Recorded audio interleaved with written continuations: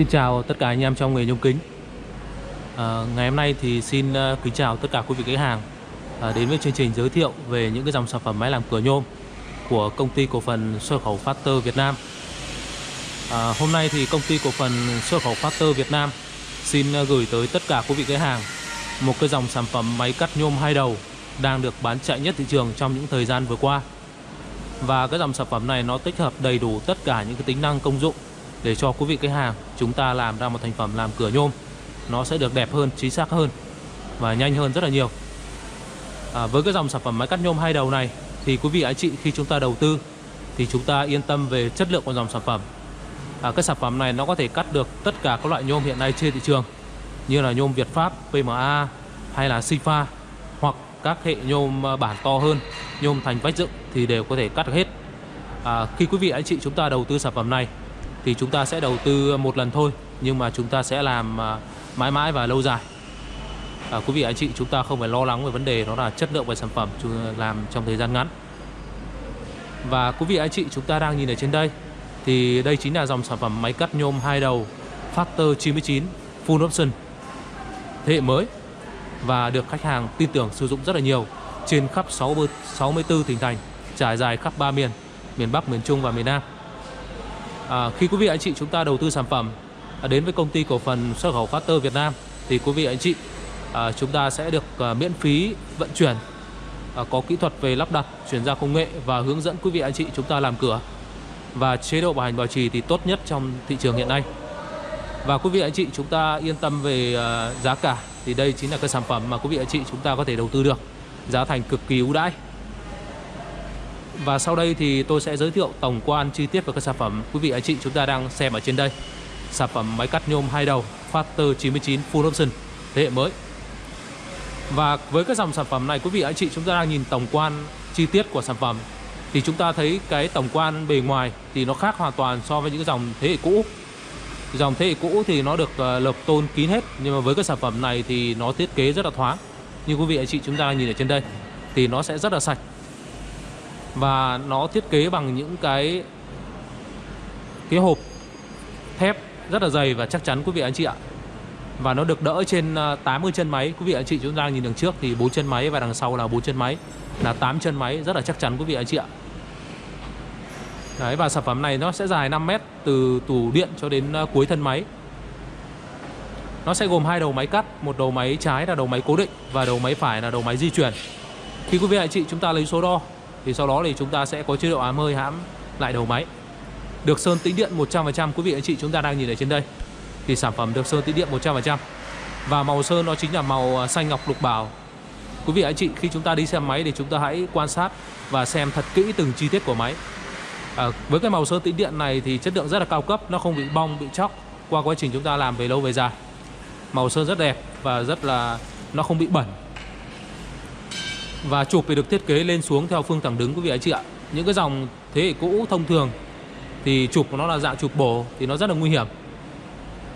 Và quý vị anh chị chúng ta đang nhìn ở trên đây thì nó sẽ gồm hai đầu máy.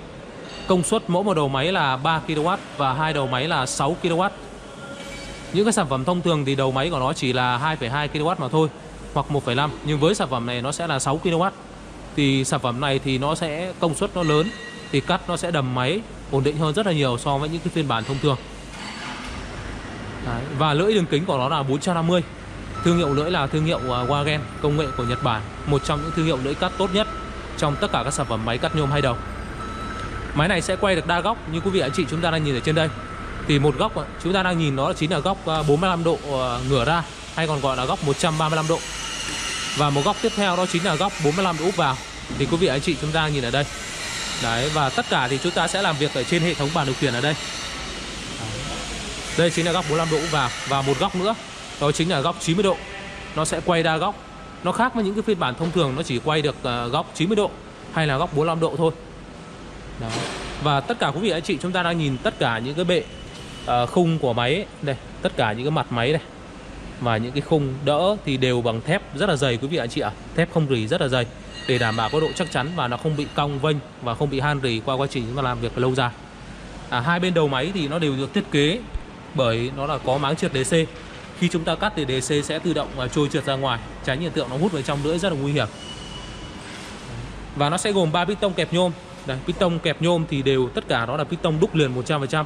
Nó khác nhau so với những cái sản phẩm thông thường nó là piston rời, còn sản phẩm này piston đúc liền, nó rất là chất lượng ổn định. Và tiếp theo chúng ta sẽ quan sát đó là hệ thống thước đây quý vị anh chị này. Thước thì nó có nẹp bảo vệ thước để nó đã tạo có độ phẳng của mặt phẳng, số đo nó sẽ chính xác hơn và nó không bị mờ những cái vạch chỉ thước. Kính núp, đèn led để chúng ta làm việc về đêm. Khi chúng ta làm việc về đêm thì chúng ta sẽ bật hệ thống đèn led ở đây để chúng ta làm. Đường dây máy thì nó thiết kế nó là dây phi 42 dây to và đặt liền với thân bệ máy không kê. Đầu máy 2 thì được đỡ trên 4 cái trục đế bi. 4 cái trục đế bi thì tất cả trục đế bi ở đây thì sẽ được có trục bảo vệ đế bi. Nó sẽ gạt những cái mạt nhôm bụi bẩn ra ngoài, nó không bị gây ra kẹt cái trục đế bi, không bị bẩn. Cái đầu máy 2 đấy quý vị anh chị này, khi chúng ta kéo, chúng ta lấy số đo thì thay vì chúng ta phải chốt đầu tay thì chúng ta sẽ dùng chế độ hãm hơi đây. Chúng ta hãm lại. Đấy, nó rất là thuận tiện quý vị anh chị ạ. Giá đậu nhôm chính này, có cả giá đậu nhôm con lăn phụ ở bên. Tất cả con lăn hàng cao cấp hết, tơ tĩnh điện, rất là tốt quý vị anh chị ạ. Thương hiệu máy là thương hiệu Factor quý vị anh chị ạ. Một thương hiệu máy rất là cao cấp, bán rất là chạy. Và cái sản phẩm này thì nó sẽ thiết kế nó khác so với những sản phẩm thông thường. Sản phẩm này thì thân bệ máy của nó to hơn quý vị anh chị ạ. To hơn những cái sản phẩm thông thường thì nó sẽ đầm máy và chắc chắn hơn rất là nhiều. Hai bên đường ray máy này. Với cái sản phẩm này thì nó thiết kế, những cái sản phẩm thông thường thì cái đường ray này nó bắt trực tiếp vào cái thành hộp này. Nhưng với cái sản phẩm này thì đường ray nó sẽ chúng tôi thiết kế thêm một cái thanh dày 1 cm chạy dọc theo hai đường ray, để từ cái ray máy này nó qua cái này và nó tới cái hộp này thì nó sẽ chắc chắn hơn, và cái độ phẳng của nó sẽ chuẩn hơn, chính xác hơn rất là nhiều so với những phiên bản thông thường. Nên là quý vị anh chị chúng ta xem máy chúng ta sẽ xem thật kỹ. Ở đây là mặt sau của máy quý vị anh chị này. Rất là cao cấp, dẫm không bị vỡ đâu quý vị anh chị ạ. Đây quý vị anh chị này, chúng ta tham quan xem cái motor 3 kW này. Motor 3 kW nó rất là to quý vị anh chị ạ. Những cái sản phẩm thông thường ấy, motor nó chỉ có 1,5 hoặc là 2,2 thôi thì motor của nó bé hơn rất là nhiều. Nhưng cái sản phẩm này motor nó rất là to, cao cấp quý vị anh chị ạ. Đấy. Và tiếp theo thì chúng ta hãy nhìn cái hệ thống đường ray dẫn hướng đây ạ. Ở đầu máy này nó sẽ gồm 2 đường ray dẫn hướng. 2 đường ray dẫn hướng quý vị anh chị ạ. Đấy. Thì cái sản phẩm này thì nó sẽ sử dụng ray dẫn hướng là ray vuông. Khác so với những cái phiên bản thông thường nó ray tròn. Ray vuông mang cá này thì nó sẽ ổn định hơn rất nhiều so với những cái sản phẩm ray tròn. Khi chúng ta làm việc thì cái thao tác lưỡi ra vào rất là thường xuyên thì ray vuông nó rất là ổn định, nó rất là êm và bền lâu dài hơn. Ray vuông chúng ta nhìn bên ngoài đấy ạ. Đây mang cá đây. Và đặc biệt nữa đó là ngoài hệ thống ray vuông dẫn hướng ra thì chúng tôi còn thiết kế thêm cái hệ thống bơm dầu lên đường ray quý vị anh chị này. Đấy, khi chúng ta bơm thì cái dây dầu nó sẽ dẫn lên cái đường ray này, đường ray này thì nó đảm bảo cho cái đường ray khi chúng ta cắt ra vào nó sẽ trơn tru hơn rất là nhiều so với những phiên bản thông thường. Chúng ta thiết kế, nhìn xem thiết kế mặt sau của máy đấy ạ. Mặt sau của máy thiết kế bằng những cái bệ thép rất là chắc chắn. Những cái sản phẩm thông thường thì nó khác. Piston dầu với piston khí quý vị anh chị này, nó đang thiết kế nằm gọn ở bên trong. Những cái sản phẩm thông thường thì nó lồi ra ngoài, nhưng với sản phẩm này nó nằm gọn ở bên trong. Rất là tiết kiệm. Piston chuyển góc rất là to quý vị anh chị này. Và đặc biệt nó là piston của nó là piston đúc liền quý vị anh chị nhé. Những cái sản phẩm thông thường thì nó là piston rời thôi, nhưng với sản phẩm này nó là piston đúc liền 100%. Đây, tất cả những piston chuyển góc này, piston dầu, piston khí này, cho tới piston đẩy chụp này thì tất cả nó là piston đúc liền 100%. Sản phẩm nó rất là tốt quý vị anh chị ạ. Piston này. Đấy, chúng ta hãy xem thật kỹ từng chi tiết của máy quý vị anh chị nhé. Ca đựng dầu cũng là ca đựng dầu phiên bản cao cấp hết này.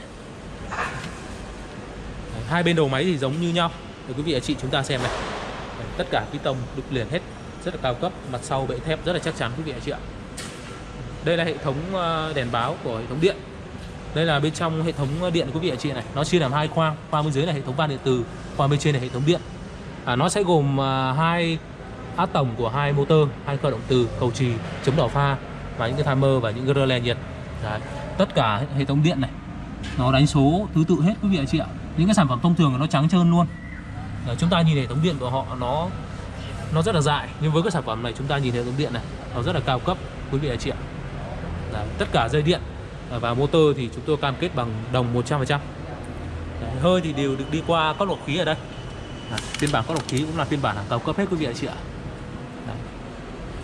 Bên này cũng có bơm dầu lên đường dây quý vị anh chị ạ. Và bây giờ đây thì tôi sẽ tiến hành cắt thử cho quý vị, khởi động máy cho quý vị anh chị chúng ta hãy xem nhé. Khi chúng ta làm việc thì chúng ta để piston tông, sau đó chúng ta ấn khởi động motor. Đấy, chúng ta nghe thấy tiếng khởi động motor nó rất là đầm và rất là êm quý vị anh chị ạ. Sau đó chúng ta sẽ tiến hành bấm nút cắt. Đấy, và tự động chụp xuống và đưa rơi ra.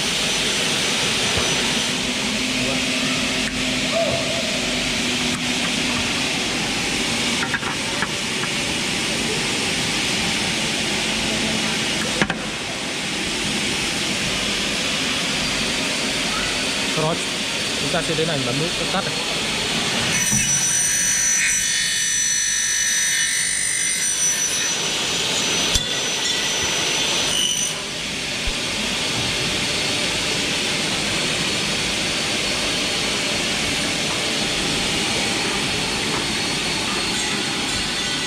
Đây là thành phẩm cắt cửa nhôm Sifa này quý vị anh chị này. Sifa rất là dày. Đấy.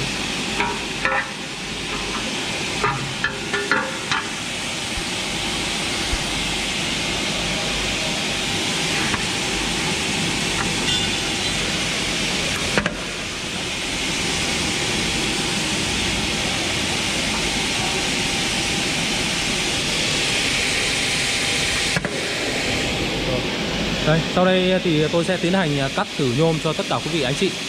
Đấy, chúng ta sẽ được rõ hơn về cái thành phẩm.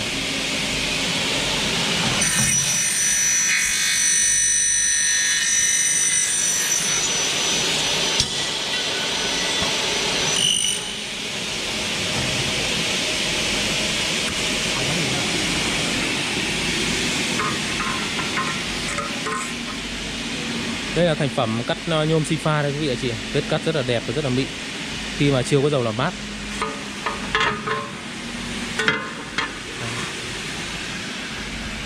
Nó có thể cắt được tất cả các loại nhôm hiện nay. Đấy. Vừa rồi thì tôi đã giới thiệu cho tất cả quý vị anh chị chúng ta về một cái dòng sản phẩm máy cắt nhôm hai đầu Factor 99. Máy cắt nhôm hai đầu đang được ưa chuộng rất là nhiều và đã được bán tại 64 tỉnh thành Việt Nam hiện nay. Quý vị anh chị chúng ta có nhu cầu đầu tư thì xin vui lòng liên hệ theo số điện thoại ở phía bên trên màn hình.